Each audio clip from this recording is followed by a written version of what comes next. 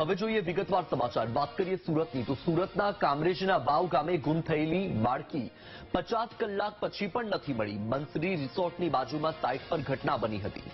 500 લોકોની ટીમ બાળકીની શોધખોળ કરી રહી છે. પોલીસ, ફાયર વિભાગની ટીમ, ડોગ સ્ક્વોડની ટીમે તપાસ શરૂ કરી છે. ડ્રોનની મદદથી પણ બાળકીને શોધવા માટેનો પ્રયાસ કરવામાં આવ્યો છે. બાળકીને શોધવા વન વિભાગની ટીમ પણ મદદ લેવામાં આવી છે. તો આપણે જણાવી દઈએ કે સુરતની આ ઘટના કે જ્યાં કામરેજના વાવ ગામે બાળકી ગુમ થઈ છે. 50 કલાક વીતી ગયા, બાળકીની શોધખોળ ચાલી રહી છે. 50 કલાક વીત્યા પછી પણ હજુ સુધી બાળકીની કોઈ ભાળ નથી મળી.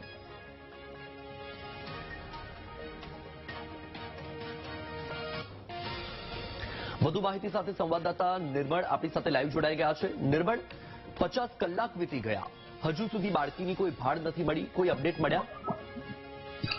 ચોક્કસથી કે હજુ સુધી પણ આ જે બાળકી ગુમ થઈ હતી તેની ભાળ મળી નથી. છેલ્લા 50 કલાકથી ઉપર સમય થઈ ગયો છે. કામરેજ પોલીસની ઘટનાની ગંભીરતાને ધ્યાન રાખીને અને પીઆઈ સહિતની જે ટીમો છે એ ટીમો આ જે બાળકીની શોધખોળ હાથ ધરી છે. ડીવાયએસપી પણ ઘટના સ્થળે પહોંચ્યા હતા. સાથે જ જે આરોપોની ટીમ હોય છે, વન વિભાગની ટીમને પણ આ મદદ માટે લેવામાં આવી રહ્યા છે. ખાસ કરીને ડોગ સ્ક્વોડ અને એફએસએલની ટીમને પણ મદદ લેવામાં આવી રહી છે.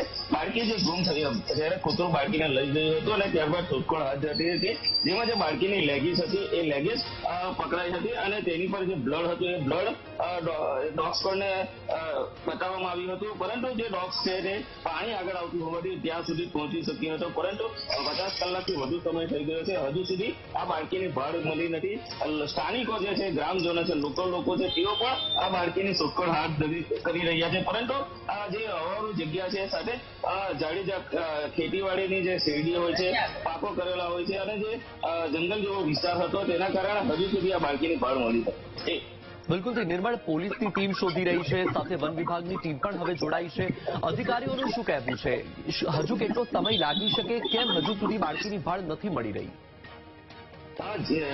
ગઈકાલે ડીવાયએસપી દ્વારા જણાવવામાં આવ્યું હતું કે જે બાળકીની શોધખોળ હાથ ધરવામાં આવી છે, ડ્રોન સર્વેલન્સની પણ મદદ લેવામાં આવી રહી છે. પરંતુ બાળકીનો તે કોઈ પણ ભાગ હજુ સુધી મળી આવ્યો નથી. એટલે કે એવી પણ શંકા વ્યક્ત કરાઈ છે કે જે બાળકીને લઈને ભાગી ગયો હતો, જંગલમાં જે ખેતરોમાં ભાગી ગયા હતા, જેના કારણે જે પશુઓ હોય છે, પશુ કદાચ આ બાળકીને ખાઈ જાય એવું પણ શક્યતા દર્શાવાઈ રહી છે.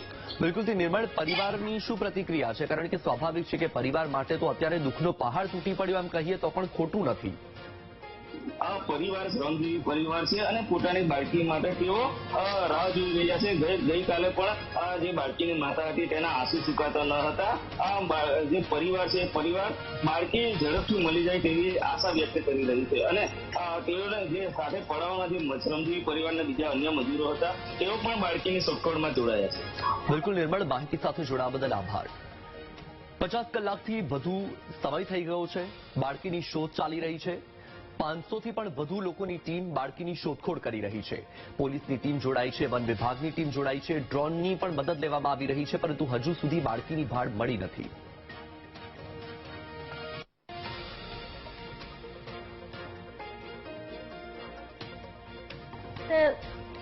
શાક રાંધતી હતી, કૂતરા બે આયા તે મેં દૂર એમ કરીને ઉરાય પાઠો મારી પેલા કૂતરો પકડી લઈને નાઠો આમાં પગે પગે પણ મને હાથને લાગી. તમારે કેટલા સંતાન આપે છે? બાલ બચ્ચા કેટલા છે તમારે? મારે કે છે તો શું નામ હતું? માયા. કઈ રીતનું છે? કોઈ મળ્યું? કોઈ ભાળ મળે છે? પત્તો લાગ્યો છે? ભાળ નથી મળે. શું કહેશો? સરકારને શું અપીલ કરશો?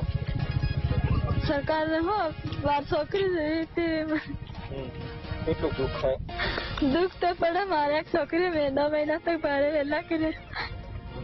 આ ઘટના રાત્રે પાસોદરા વાવ બંસરી રિસોર્ટની બાજુમાં સરણમ સોસાયટીનું જે બાંધકામ ચાલી રહ્યું હતું, ત્યાંના મજૂર લોકો જે સાંજે કામ કરીને બેઠા હતા, રસોઈ બનાવતા હતા, તે દરમિયાન 1 વર્ષના જેવા છોકરાને કૂતરો હોય કે ચિત્તો હોય એવું કઈ જાનવર એમને લઈ ગયું છે ઉચકીને.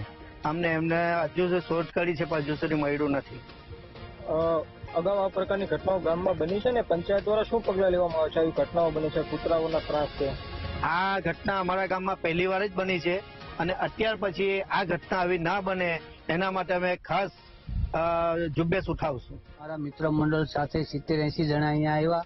આજુબાજુ વાળાને બધાને ફોન લગાવ્યો, બધા આવી ગયા. અહીંયા કમસે કમ સાંજે 500 થી 700 જણા હતા. પછી અમે બધા અંદર શોધખોળ કરવા નીકળ્યા. પોલીસ સ્ટાફ હતો કામરેજનો બધો, અને બીજા બધા ફોરેસ્ટ ખાતું હતું. અમે બધા અહીંયા તપાસ કરવા નીકળ્યા તો બેઠું બેઠું ખાતું હતું. અમે લોકોએ જોયું 6-7 જણાએ બૂમાબૂમ કરી વાહે દોડ્યા તો પણ એ લઈને જતું રહ્યું. અને આ શેરડીમાં આવીને નહીં મળ્યું. કાલે સાંજે 10 વાગ્યાથી પોલીસ સ્ટાફ, બધી અન્ય આદમી અને બધો સ્ટાફ અહીંયા કાલ સાંજનો તે આજ 5 વાગ્યા લગી બધો અહીંયા બધો કામ કરતો હતો અત્યાર લગી.